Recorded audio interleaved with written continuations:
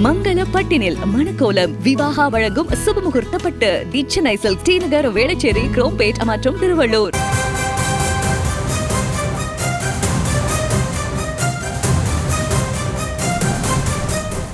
தற்போதைய அண்மை செய்தியை பார்த்துக் கொண்டிருக்கிறோம். பொங்கல் தொகுப்பு தொடர்பாக எதிர்க்கட்சி தலைவர் தன்னுடைய கண்டனங்களை தெரிவித்திருக்கிறார். மேலும் விவரங்களை உடைய செய்தியாளர் பாரி கார்த்திக் வழங்க நாம் கேட்கலாம். பாரி கார்த்திக், தன்னுடைய அறிக்கையில் என்னென்ன விஷயங்களாம் குறிப்பிடப்பட்டிருக்கு?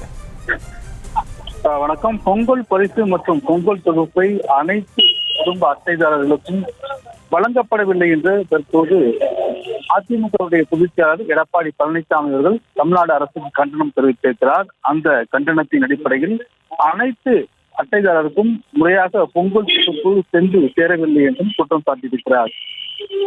திமுக அரசு அறிவித்த ஜனவரி 10ஆம் தேதி முதல் 14ஆம் தேதி வரை 5 நாட்கள் மட்டும் நியாய விலைக் கடைகள் மூலம் குடும்ப அட்டைதாரருக்கு நேரடியாக பொங்கல் பரிசு மற்றும் பொங்கல் தொகுப்பை வழங்கியது என்றும், பொங்கல் பண்டிகைக்காக முன்னரே சொந்த ஊர்களுக்கு சென்றவர்களுக்கும் கூட்டம் குறைந்தவுடன் பிறகு வாங்கிக் கொள்ளலாம் என்று இருந்தவர்களுக்கும் பொங்கல் தொகை 5 நாட்களுக்குள்ளாக நிறுத்தியதால் அவர்களுக்கு பொங்கல் தொகுப்பானது முழுமையாக சென்று சேரவில்லை என்றும் தற்போது குற்றம் சாட்டி அறிக்கை வெளியிட்டிருக்கிறார். அதே போல 2022 ஜனவரி பொங்கலின் போது பரிசு பணம் வழங்காமல் உருகிய வெள்ளம் கொடுத்ததையும் கடந்த காலத்தையும் சுட்டிக்காட்டி குற்றம் தெரிவிக்கும் அவர் 25% மேலாக உள்ள குடும்ப அட்டைதாரர்கள் தற்போது பொங்கல் பரிசு மற்றும் தொகுப்பை வாங்காத நிலையில் 5 நாட்களில் அரசு நிறுத்தியிருக்கிறது.